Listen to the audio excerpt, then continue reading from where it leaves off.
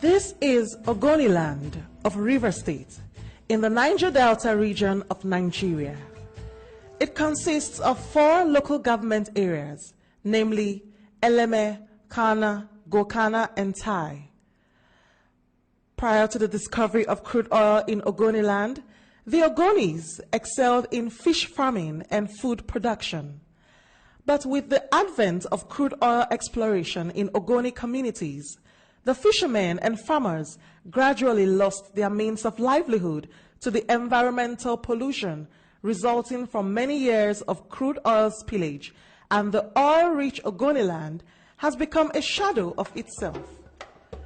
With the ground less fertile for food production and the waters unfit for aquatic habitation, the crude oil boom has indeed spelt doom for the people of Ogoniland. Since the pollution of the crude oil at my community here, it's damaged so many things in my community. For example, like the river, the whole creek as you see it here, the whole river is well polluted with crude oil. Even in our farmland, everywhere is well damaged with crude oil. Even the crops we plant in our farm, everything's off. Even if you look at some of our houses here, it even affects some of the zincs houses, which is getting leakage now. And since then, the federal government did not pay any good attention to my own community. Even the water we are drinking, nothing. If you look at it, you see some pool from where to this place. Since they provide light to others' community, we don't have lights here. Nothing. Because of the oil spillage, all houses were damaged. We are not able to settle there any longer. We find ourselves hanging here and there. No structure again in the community. So also happened in Bele community. There are people have run out unsettled. No ways of surviving. We go to nearby area to get our drinking water from one swampy area here, and the water is well damaged with crude oil. We're living as animals, so we need for assistance. It's as if we are not human beings. The whole water condemned, our fishing system, because we live by fishing. There is the whole system condemned due to the oil spillage, and we are not remembered in any form of this thing. So we beg for assistance. Shell's oil-related operations, which started in Ogoniland in 1958, were terminated in 1993 when Ogoni people, in the face of the environmental degradation, rose up to stop Shell's operations, and Shell had to vacate Ogoniland, leaving behind its pipeline infrastructure. Look at, if you can observe, these are the properties of Shell in the community.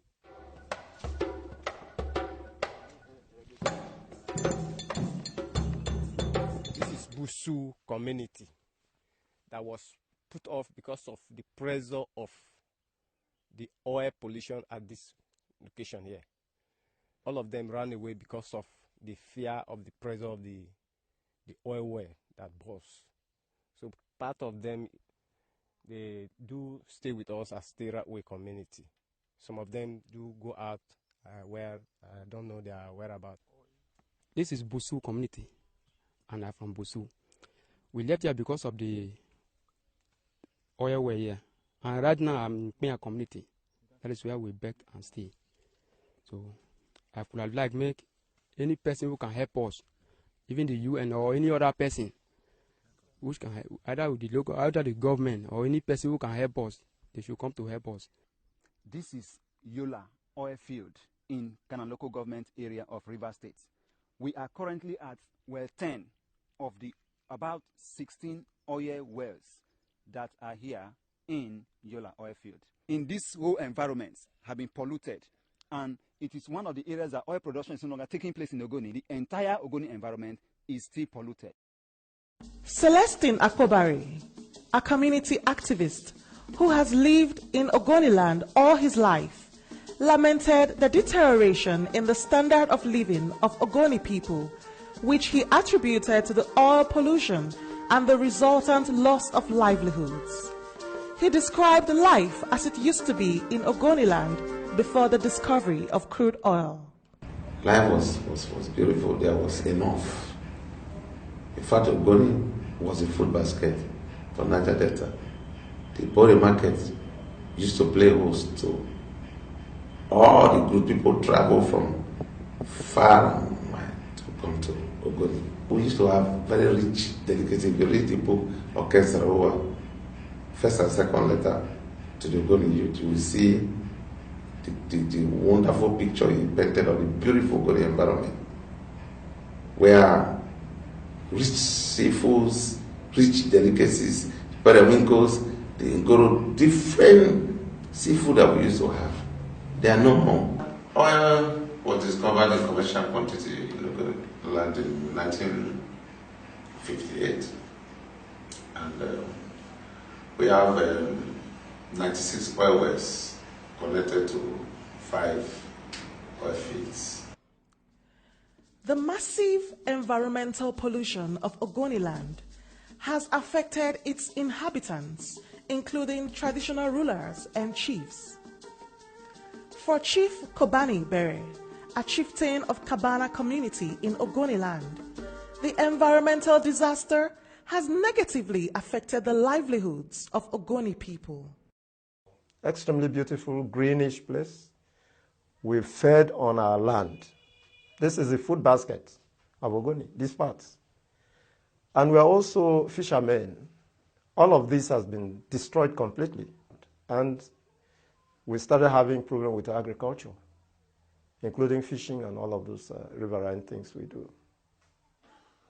Today our life is not as rosy as it used to be because of the devastation of our vegetation. The Ogoni story with oil is a very, very sad one, because the best man that has ever lived in this part of the world was Ken Saro-Wiwa. Why did he die? He died because he led a non-violent campaign against these practices. You just come, steal land from people without even negotiating with them, pollute their environment, flare gas constantly, and put nothing back. And the man said, no, I'm well traveled.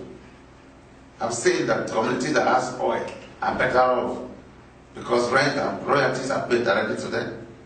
Why is it that oil that belongs to Ogoni, no one benefits from it?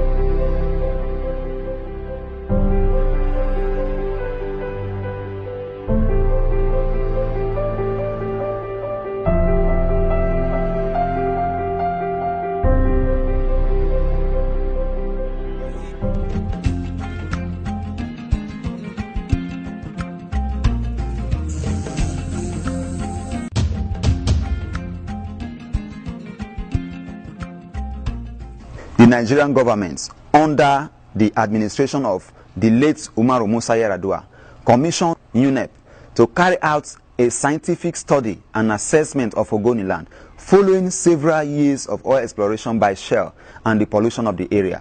By 2011, August 4 to be precise, the report of the agency came out, and the report passed a death sentence on Ogoni environment. It told of the way the environment is polluted, and that is the only Bible we have on an environmental assessment in the world today. It's a report that we tag a death sentence on Ogoni environment. It's a report that states that every water taken in Ogoni, that is 8 cm coated with crude oil. The 5 meters of the land, 2-story building, that is dead completely. That there is hydrocarbon in the air to go to Popria in the water they drink. And that benzene, a cancer-causing agent, is in the water that you're going to drink. And when all that happens, it shows that the people who eat food from such a land, who breathe air from that environment, and drink water from such polluted environment, the people are barely living. See our net. Look at See this one. Okay, we are knowing the main corporate, Shell and NNPC, because they operate a joint venture. The two are guilty of the pollution of whatever that has happened to the Ogoni environment. So despite the enormous wealth represented by hydrocarbon resources in the Niger Delta, this region, its state and its local government areas account for some of the highest levels of poverty. This was the motivation for social action to intervene in the area of transparency and accountability. And this is the basis of the Niger Delta Citizens and Budget Platform's work in the Niger Delta as it relates to transparency and accountability. Social Action, working with NDCP, came to the conclusion some years ago that the major problem of the Niger Delta was not so much a lack of resources, because we believe that so much resources are accrued to the region on account of the fact that this region produces oil. Nigeria has a policy where 13% of oil proceeds from a particular state, particular area, is returned back to their places of extraction. And by that virtue, this region is endowed with a lot of resources.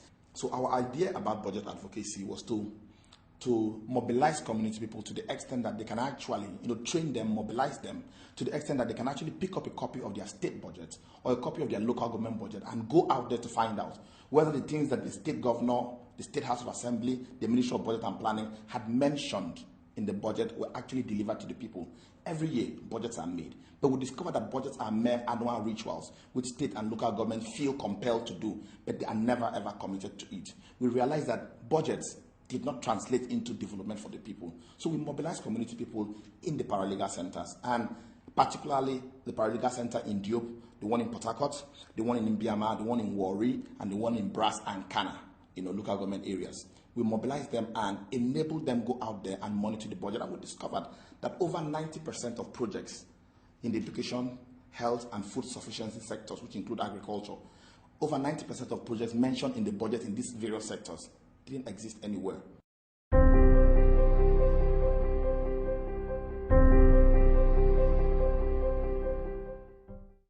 So we have passed the stage in Kana local government area where the ordinary Kana person saw the budget document of the local government area as a technical document that he had no input into or could not peruse, could not read or understand. Through our various budget monitoring and budget analysis trainings, citizens in Kana local government area tied around the Bori Paralegal Center now see budget documents as a document that represents their interests, their aspirations, and a document which they should annually contribute into its making. And for this reason, these citizens have taken it as a point of duty to periodically analyze the budget document, interpret what is in there for them, monitor how much government is implementing this budget, and hold their various local government officials to duty as it relates to development priorities as contained in the budget. From where we are looking at it from where we are coming from, this is a tremendous improvement to the level of budget knowledge that people had, to the level of understanding of what development entails which they had. And for us, this is victory. The environmental degradation of Ogoni communities has severely affected the lives of Ogoni men, women, youth, and children in diverse ways. When I plant something like pepper, it won't produce because of the oil. Okra, before when I plant okra on this land, the okra they produce 3 basin. But now when I plant, it's only 1 basin. When they go, all these people, their compound, they do borehole, go collect water. When you fetch, put inside white basin, you will see oil on top the basin. Even round the water, oil there? The oil is overflowing everywhere, which all our crops, fruits, yam, vegetable. We have no good vegetable again in our community here. It did not produce as before. Pepper, unless we go to market, we don't get pepper again. Everything spoiled by the oil. Even when rain fall, the roof, the water that comes down is black. And nobody drink. Before we do drink rainwater, but now we don't drink because of that blackness of the water. So, we barang we ele no ne yibu to dene numbe ho bara vie.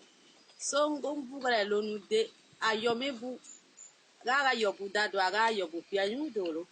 Ben ma o na ogo ibe ma o lo maga netanga e bana mambe dobe saga ibi on non ne tembu kesa yi no lo ma et là so on doit ayomebu ayobu pianyu so nous sommes tegenda kwado nous ade dombe ho bara so na gongi su edwa lo na zina alupa gbini na zina do ga be zido e before no be go no ado aten yi bara gba to ibe bara bi nu elena bara dunga sitan no saga denu nga suna lenu a bara do gombe we sudo no pelo no e ma on na ndeba e ba ba su e ma noa nu mwezga le ma ba su noa ni buen de bo ni ele ma on dene ne de buen lu ne ayolo bu ga ne complete bu no pe no do ayi no ma e we on.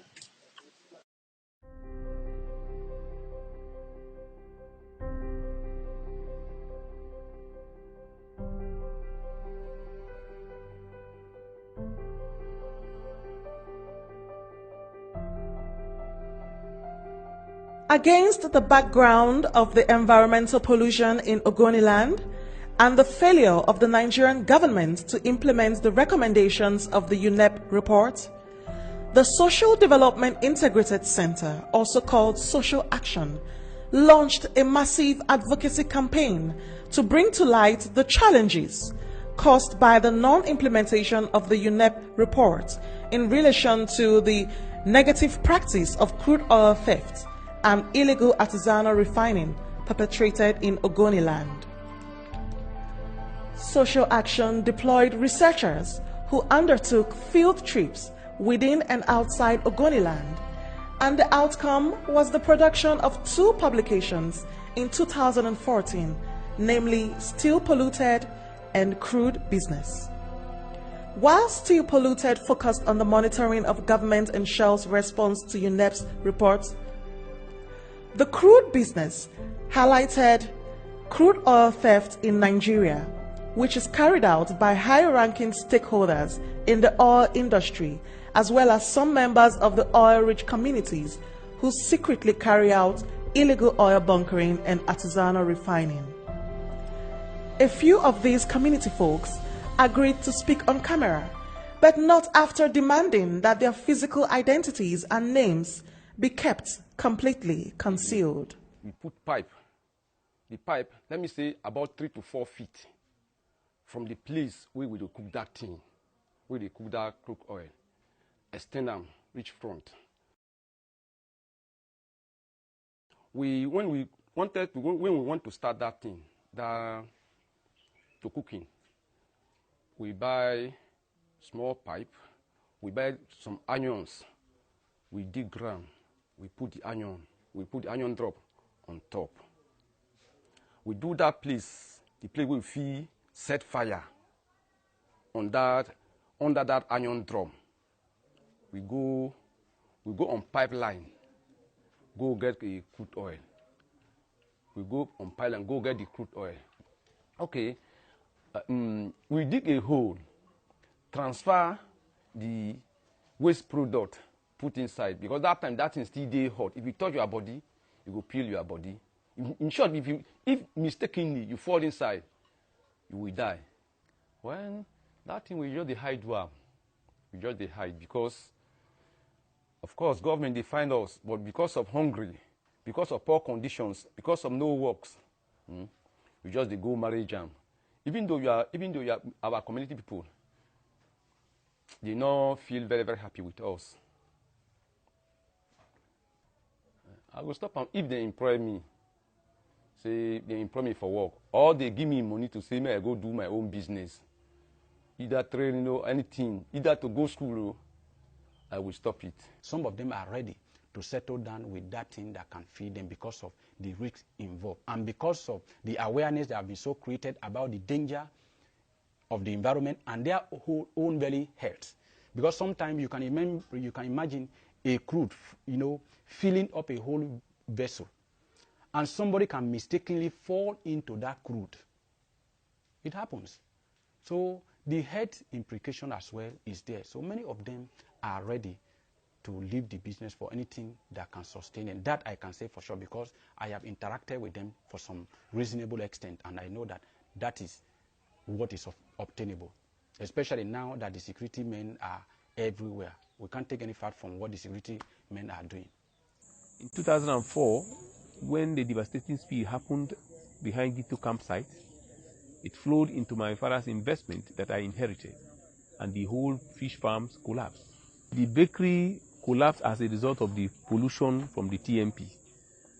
Because of this, I contacted Social Action, ERA, Amnesty International, Friends of the Earth, and so on and so forth organizations to come to my aid.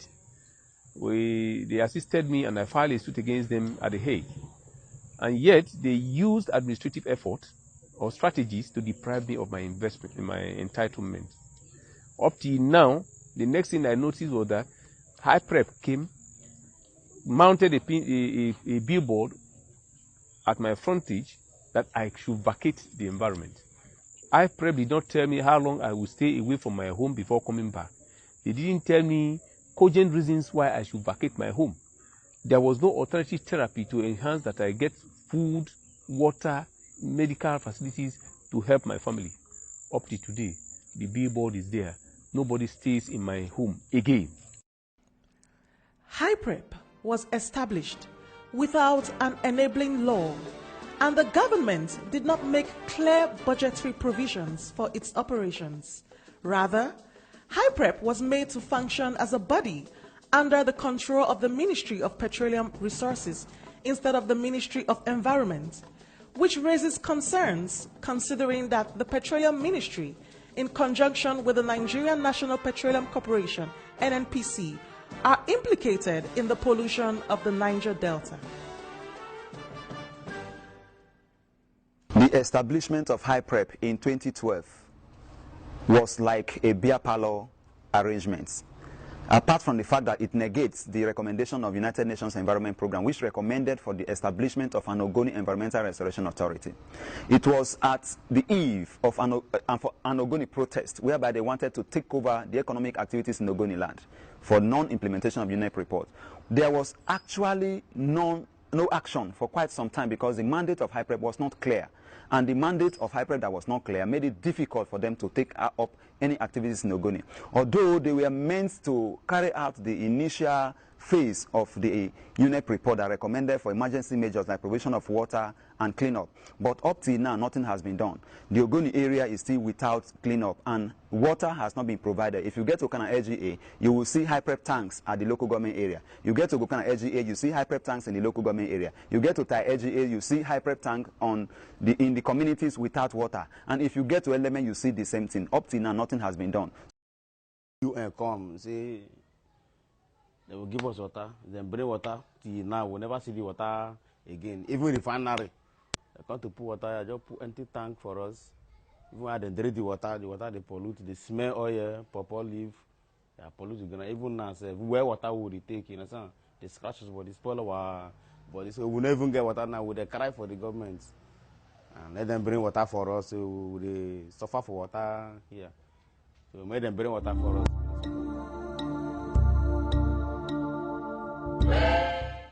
Water we are drinking this way or use in cooking are not good. It brings us several kinds of sickness. such as diabetes, such as dysentery, diarrhea, to the even small children we have, even the water they bath, put crocodile all over their body. And in most cases, the breast they chuck are not good at all because of impure water. Those water are not useful to human being. It's being taken because of all this negligence of giving us good water. So our wives and children are suffering all these things everywhere. No good hospital for us to be treated. So people are dying every day, every time. Premature death is all over because of this condition. Even up to our domestic animals are not bearing very well. Our girls underage are not doing fine, not growing very well because of all these conditions. Most areas, the water we drink in are salty, and some are aquatic water, not purified, impure water all over the community. Water has not been provided, health facilities are not in place, cleanup has not been done for 2 years of their existence. So HYPREP is a total failure, and we want it scrapped and replaced with the Ogoni Environmental Restoration Authority as recommended by UNEP in its reports. Nigerian nation should consider the Ogonis as human beings. 2, the Ogoni nationality should be developed. The pipeline that is conveying crude for shell that is overage should be completely changed. If they cannot comply with these conditions, shell should pack. Let the Ogonis discuss with whoever that is coming to take up the exploration of our oil. And that is the only option. UNEP did not recommend HYPREP. UNEP was very clear in its recommendation. They should set up Ogoni Environment Restoration Authority. I don't know the kind of politics they are playing with the life of the people. What is so difficult? Shell had come out to say that we have the $1 billion for takeoff in a verifiable account. I was in London in May to attend Shell shareholders meeting. Last year I was there. I've attended Shell shareholders meeting at The Hague from the World Social Action Organization, and we were able to push the company to the point where they have come out to say, we have the money. Just set up the structure. The challenges of environmental pollution, crude oil theft, and illegal artisanal refineries in Nigeria cannot be adequately addressed without a new constitutional arrangement that devolves powers to federating units and institutions of local governance to exercise sufficient control over resources located in their domains. Social Action recommends that the UNEP reports should be implemented in Ogoniland as a starting point for the cleanup of all oil-polluted communities in Nigeria. Social Action also recommends that the Nigerian government and oil companies must ensure that oil pipelines are secured to prevent illegal oil bunkering, as the recommended cleanup of Ogoniland can never be absolutely achieved if pipeline vandalization, which also causes oil spillage, is not stopped.